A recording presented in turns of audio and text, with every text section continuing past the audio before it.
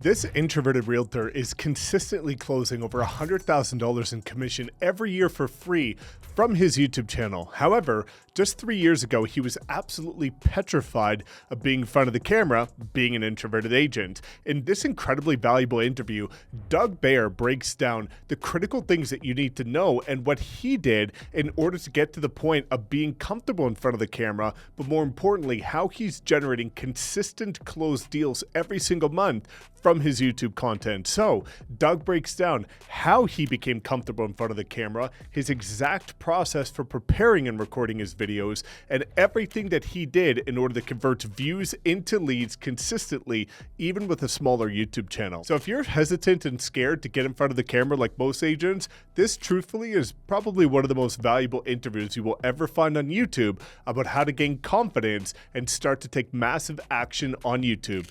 Now, two quick things before bringing on Doug. Number one, I will link his channel below so that you can see the exact content that we're talking about and all the different video ideas and strategies that he's going to walk you through in great detail. And the second thing is Doug helps a ton of agents just like you go from being scared in front of the camera to excelling and breaking six figures in 12 months from your free video. So if you would like to book a private Zoom call with him, his calendar link is in the description below. It's entirely free, and you not only get his support, but also mine to take your business to the next level with YouTube and video. So without further ado, let's bring on Doug and talk all things introverts and how you can take your business to a completely new level and smash your goals by properly leveraging video. All right, Doug, so super excited to have you back on for round two. You know, you've got such a relatable story of being an introverted guy that's been able to thrive on YouTube. And I know that we're going to dive into the tactical aspects of exactly what you did to get there. But,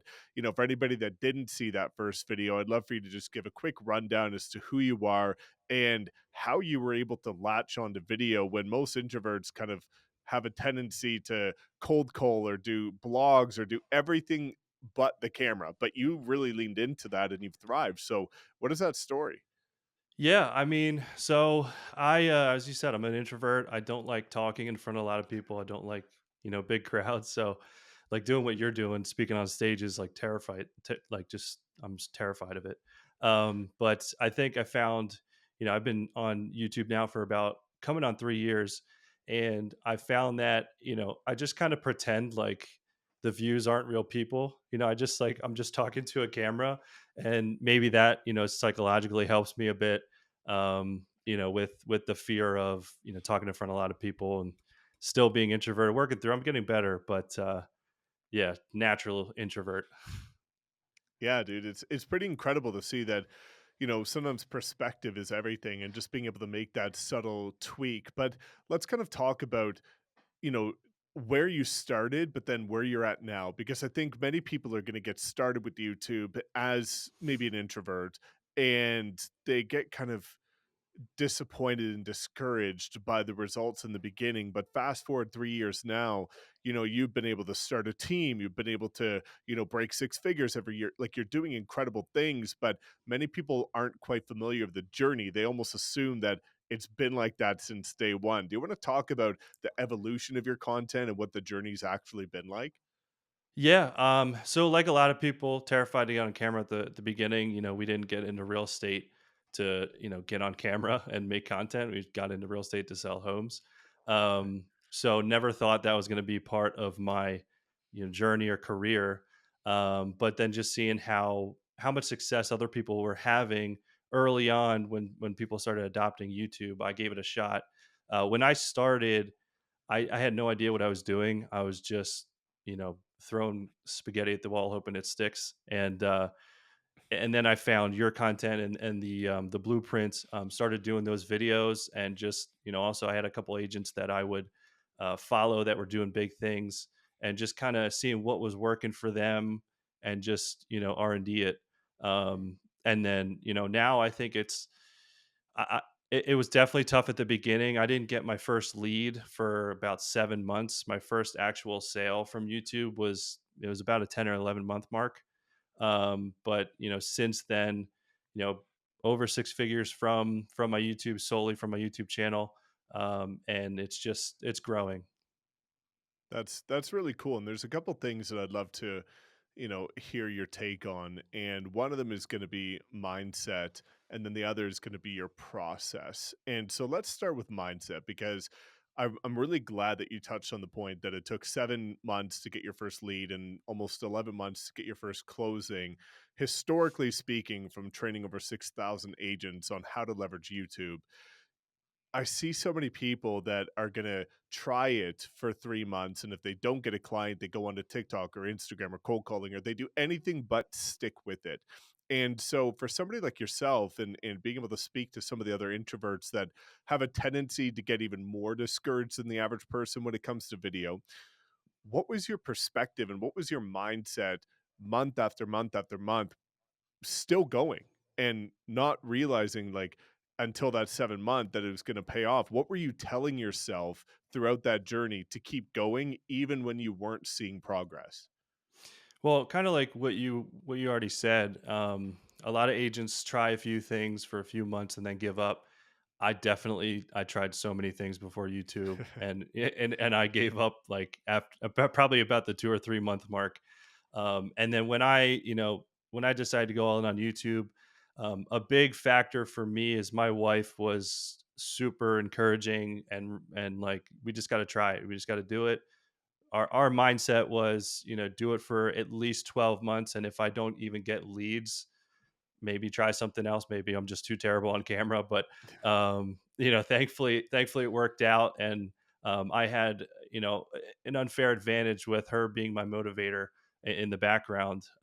So that definitely helped with my mindset. But just like learning from previous experiences of trying a few things just for a few months and it's not working out, and then move on to the next shiny object, like us realtors tend to do. But yeah, just I just said, you know what, I'm just going to go all in for a year. If it doesn't work out, I'll try something else, but at least give it a full year. Yeah, I love that. Committing to that first year is what I always tell people is you need to give it 12 months, but be intentional about it. Don't dabble for 12 months, like go all in. And then you'll get to see the real data as to whether or not this is for you. But I love that. And you know, having that unfair advantage is something that truthfully I believe everybody can have if they choose to, because Yeah. you're a product of your environment. And you're so blessed to have an incredible wife and such a beautiful family. And others might not be able to have access to that, but they can have the right community. They can surround themselves with other creators and people, because that's what I found is when I was the only agent at my past brokerages that were putting out content and everybody else was saying it's silly or it's stupid or it doesn't work or it's not going to work, it is tough to stay motivated for that 7 month mark for it to pay off eventually, because you're around all these people that just don't get it. But when you're around people that, will support you through thick and thin and have also done it before and can share that blueprint, it's so powerful. And I know that you've been able to now help others do what you're doing, which is such a beautiful thing. Um, but I also want to talk about your process in this journey, because everybody seems to have their own process. And I know that, when I look at it at some of the more extroverted people, they have a tendency to be a little bit more confident with bullet pointing and almost winging it, for lack of a better term, which doesn't always work out, but they take a lot less time to prepare because they're comfortable with just going with the flow. What Mhm. was your process like to be able to take maybe a bit more of a calculated approach in order to maybe offset some of that lack of camera confidence with preparation? Yeah, so I mean, at the beginning, I did a lot of trial and error. So I tried a teleprompter. I quickly found out that I can't use one without sounding like a robot. So that definitely didn't work out. It just didn't feel natural either. But after a lot of it, I found that, kind of like you touched on already, bullet pointing, just st- another thing I found is I was trying to talk about topics I didn't really know, like different areas that I didn't actually know myself. I was just basically doing what everyone else would do, is just Google, what things are there to do there, and then I just put it in a video. But I've never been there myself. So, seeing that and seeing how, like, I didn't even believe what I was saying, then I started talking Yeah. about places that I actually knew, and that, places and things that I knew what I was talking about. And I noticed that, my energy and just my, I guess, drive in those videos on camera and as I'm shooting them definitely helped a lot. So that's been part of my process, learning experience here, and I'm still fine tuning it. But I've gotten down to the point where I do have like bullet points. I have ADHD. If I don't have bullet points, I'm going to go off on a tangent. So I do have bullet points that I follow, and now it's much easier to just kind of hit record. Less mistakes. They still definitely happen, but that's the beautiful thing about editing. Yeah, 100%. Yeah.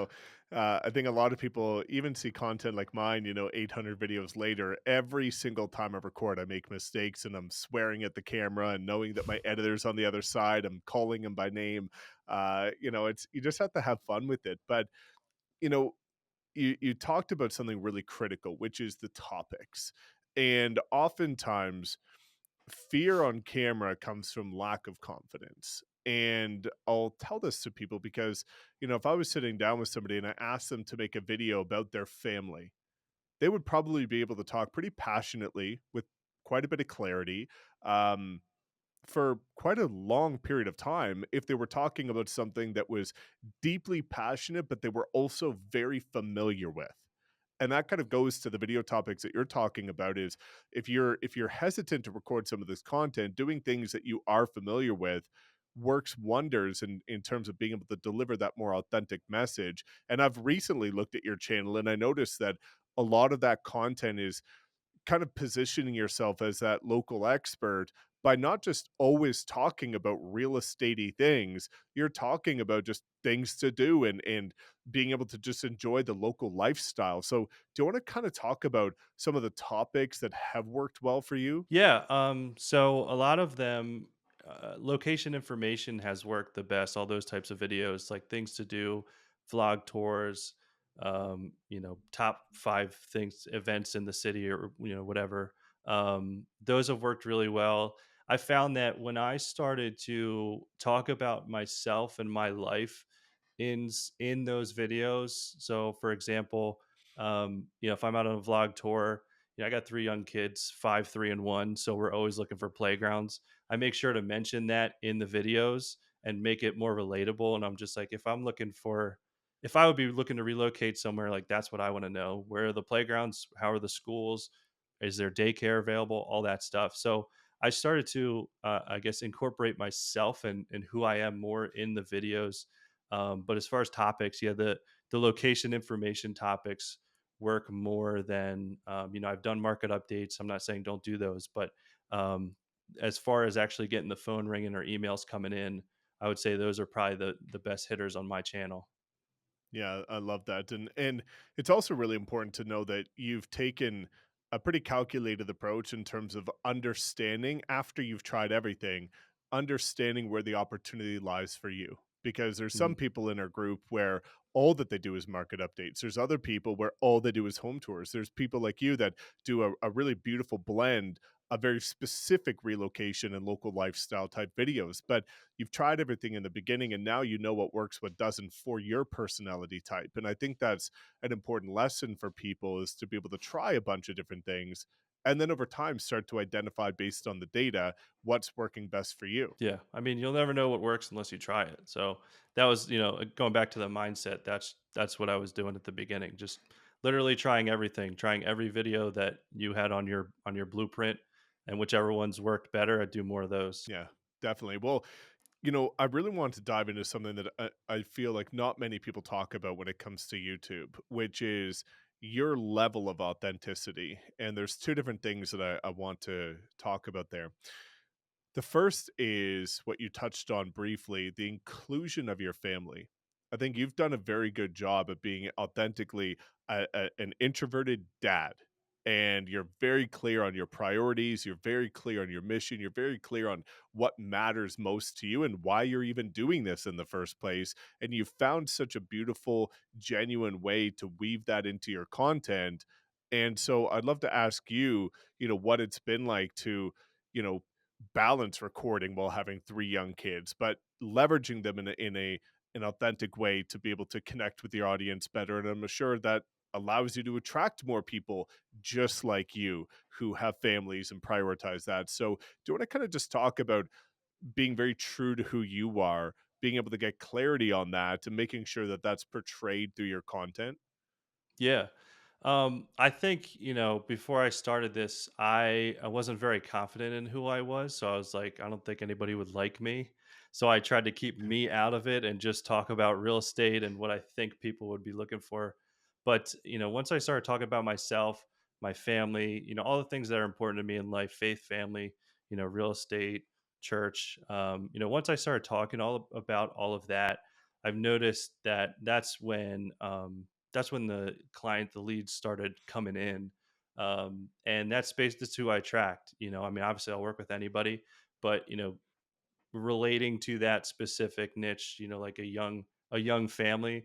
I look back at all of my YouTube sales that I got, and I think all except for two were like either just starting a young couple just starting a family, or they had young kids, were in the same situation, and that's because that's literally what I talk about. So, yeah, I think that's been definitely a struggle at the beginning, but I'm getting more confident in that. Just talking about myself and not being afraid of you know who won't like me, and just attracting you know who is like me or what I'm talking about. 100%. Well, that's one of the beautiful parts about putting up video content is that usually you eliminate all the nightmare clients because people have already made a decision to know, like, and trust you before they've even reached out. So, not only is it, does it convert extraordinarily high, but it's with the right kind of people.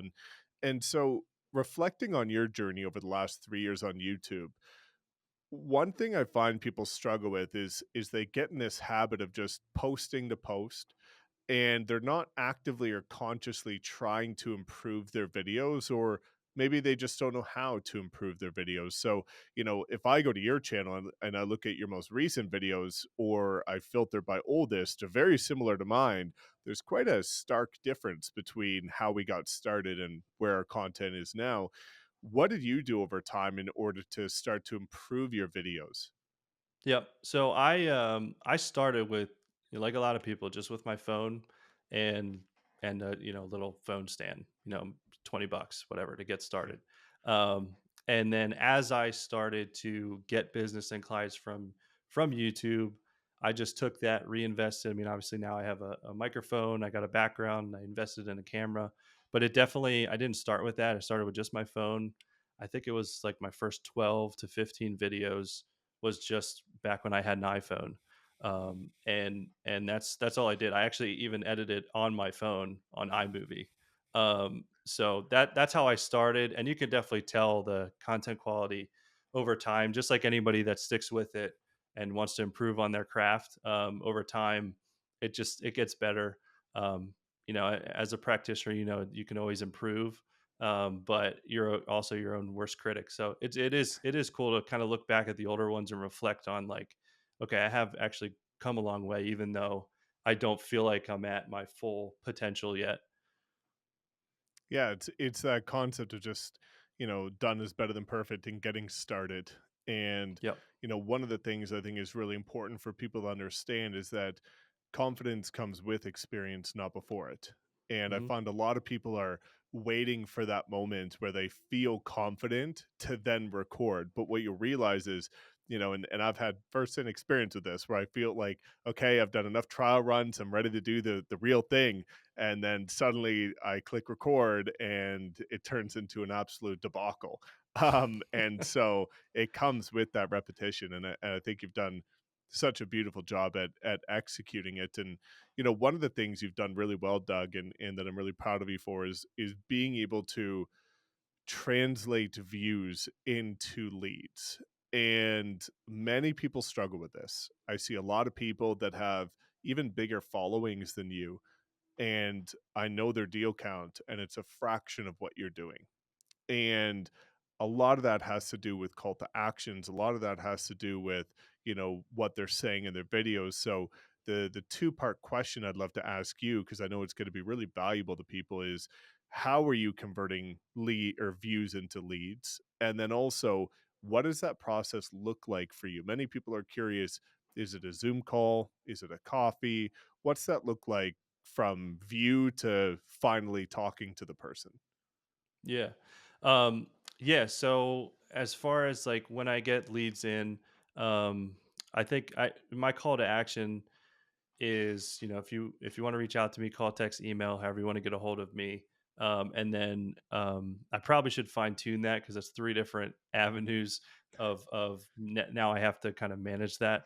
But they still reach out. I think something that a lot of agents and I struggle with at the beginning is with actually getting people to reach out to you. Is I didn't actually have a CTA, a call to action at the begin. Like when I first started, I never told people to reach out to me. I just was doing videos. I'm like, oh, they'll call me at some point, but I never told anybody. As soon as I started telling people to reach out to me, actually having a call to action is when it started happening. And then as far as the process of taking them and converting, at least a phone call. I try to get everybody on a Zoom call. I think that face to face, whether it's on a Zoom call or if you can actually meet up in person, is the best. But yeah, so I always start with a Zoom call. I kind of figure out uh, what's their motivation, why are they moving here. I don't really talk about like what kind of home they're looking for, with their budget, until I figure out what's their lifestyle, why are they moving here, what's important to them, and then that definitely helps with the conversion too, and helps me know kind of how to work with them and how often to reach out and all that. But I think getting them on a Zoom call has converted much higher than just like phone or text or email. I agree. And I've seen that pretty consistently across the board because if somebody's willing to do a Zoom call, that says a lot about their level of intention. Mm. And, that's where you start seeing a lot of the tire kickers dabbling in, text or email, or they won't have a call with you. And it's really important to audit that because I understand it could be really exciting to get a lead from YouTube, but if it doesn't materialize or it just turns into a bunch of wasted time, you're not doing yourself a service by trying to serve that person, if you will. Now, one of the things that I think is really unique about your journey from my perspective, but one rather that's going to connect with a lot of people going back to your kids is that recording process because you've been able to balance that somehow. And many people are wondering how to balance that. But where I'm going with this question is what does your recording preparation look like? Are you doing some videos out in the street? Are you doing some videos at home? Are you leveraging Loom? Like, what are you doing to actually categorize your content and say, okay, here's how many I'm going to do. Here's where I'm doing it. This is the style. What's that journey look like for you? Yeah. So when I'm planning out my recordings, I do, a mix of talking head, kind of like this, and then also with the vlogs, I'm out and about. So the vlogs, I find it, especially with young kids, I find it a lot easier because, I'm not home and I can't hear them, in the background having lunch or whatever. So it's a lot easier to record out and about. It's also, I find it more enjoyable because when you're out with a camera and you're walking around like with a camera facing you, people want to know what you're doing, who you are. So I like it's starting conversations out as I'm shooting the video. It's already starting conversations for me. So that I think has been really cool. Um, to have that happen. But it makes it a lot easier being out and about with three young kids to shoot out there. But then, as far as when I have, I work from home. I have a home office, so I just schedule it. Either I wake up earlier than everybody to shoot them, or I will do it during nap time. They're still in nap time ages, so I just kind of plan that with my wife and what her schedule is, and again, going back to her being fully on board and supportive of it makes it so much easier. Definitely. Well, and that goes back to a really critical concept, which is that you'll always make time for your priorities. And I think many people tend to make excuses as to why they can't record because they have the kids or, because of this or because of that. And there's always a way if you're willing to make it a priority and a Yeah. non-negotiable in your business. Now, one thing I'm really curious about is the vlog style content because historically, if you look at the data, that actually tends to perform well because especially for people that are maybe more monotone or introverted, because there's stuff to consume in the background. There's things going on, right? And I find that that helps with watch time. It helps with video performance, and as you said, it can also help logistically if you've got a family. But for somebody like yourself that is, has a tendency to be camera shy, how did you kind of get over that fear to get outside where now everybody's looking at you, and to start to record in the field? That's just going back to the mindset shift that we talked about, and just I'm just committing to it. I'm just doing it. It's not even though it works, it's still not enjoyable because I am still, shy in front of people. But I'm just like, you know what, it's working. I'm gonna do it. My family's not gonna eat unless I do this. So I just, using all that as motivation, just rip off the band-aid and just do it. Previously earlier in my life, I tended to, be all talk and not really take any action. So I didn't want to be that way anymore. So, I think having that again unfair advantage of I have to provide for my family. So I'm just going to do this. That's just my main motivator. I think that's truthfully probably one of the most important points of this entire video, which you said is, if I don't do this, like, my family's not going to eat. If you have a why and a purpose and a mission that's strong enough, you will go out there and do whatever it takes. And I think many people that are struggling to take action or overcomplicating it or resting on these excuses like perfectionism and time and equipment and all this nonsense that is completely irrelevant, they just are using that as a mask to cover up the fact that they haven't gotten clarity on their why, their purpose, and their mission. And I think that's something that you've done so beautifully. And even for me, for example, I don't have a family. That's something that I'm looking forward to in the future. But when I got started, I did it for my parents. I did it for my future family, knowing that one day when I get married and have kids, that they're going to be you know well taken care of based on all the effort I'm doing now. And so I think it's really important for people to have immense clarity on that. Otherwise, you're going to be able to negotiate with yourself, because it's very easy to say, I don't feel like doing it today. I don't want to do it today. Do I really need, I could do it tomorrow. But when you have other people that are depending on you, that's a radically different ball game. And if they're part of your mission, you're going to actually go execute it. So, you know, I, I just wanted to make sure that people really get that point across, because that's going to be the secret to pushing through on the styles of recording you don't want to do and the days you don't feel like doing it. Right? Yeah. Yeah, there's plenty of times where I don't wanna record at all, but again, it's just that, it's just an like you mentioned, non-negotiable. It's in my calendar, this is happening. Do I feel like crap? Yeah, but I'm just gonna do it, and it's paid off. It could always, like I said, it could always improve, but, just staying consistent, it is the hardest thing, staying consistent, but it's the most important too. Yeah. Yeah, definitely. And one of the things I'm so proud of you, Doug, and I think this is going to resonate with a lot of people. I personally found that the journey of YouTube and being able to put yourself out there on camera, what it did for my communication skills was incredible in terms of my ability to deliver a message, to connect with people in a very genuine way. And for me, the moment I started going on video and working on the communication skills, knowing it's the number one skill set realtors need to succeed, everything in my business started to build momentum.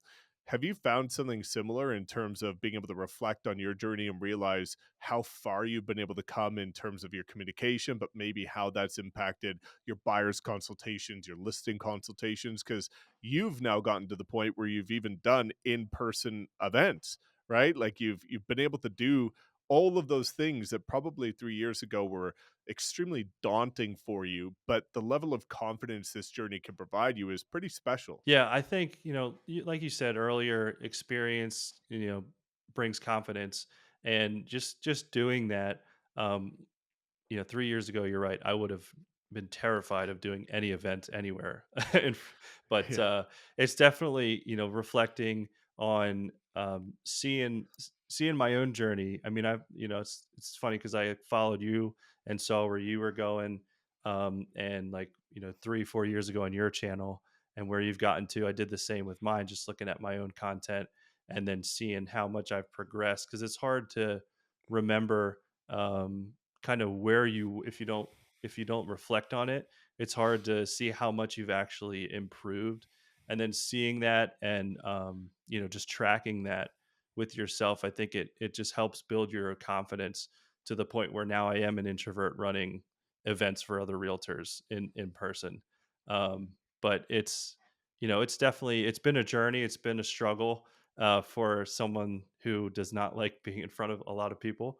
But it's definitely helped build a lot of confidence, and just in all areas of my life, not just real estate. Definitely. Well, and that's what I love about it is I find sometimes people get so fixated on the tangible progress, the leads, the views, the subscribers. But what I've found is that the intangible progress of who this helps you become as a man or a woman with your confidence, your clarity, your leadership skills, and also the self integrity, like you being able to bet on yourself because when you say you're going to record, you actually record. When you start to instill discipline in your life and all of these different standards, and we talk about that from time to time, which is that you don't rise to the level of your goals, you fall to the level of your standards. And I think that's where a lot of people go wrong, is that they haven't built in some of these inherent habits that are required to succeed. So maybe I'd love to get your take on that, about actually following through when you say you're going to record, not negotiating with yourself. And you're never going to be perfect. There's days that I say I'm going to record and I can't bring myself to do it, but that's very few and far between, maybe a couple times a year. So do you want to talk about maybe the standards that you've been able to instill in yourself in order to stay consistent and see this level of success?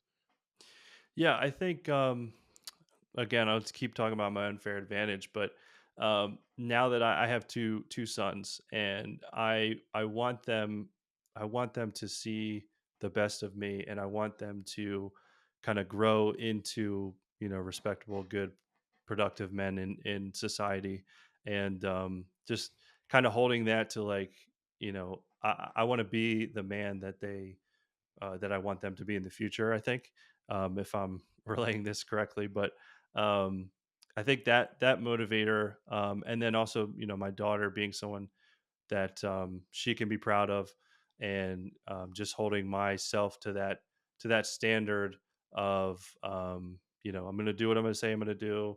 I'm going to be honest. I'm going to have integrity, and I think my kids have really helped me grown in all of that, with as far as raising my standards for myself.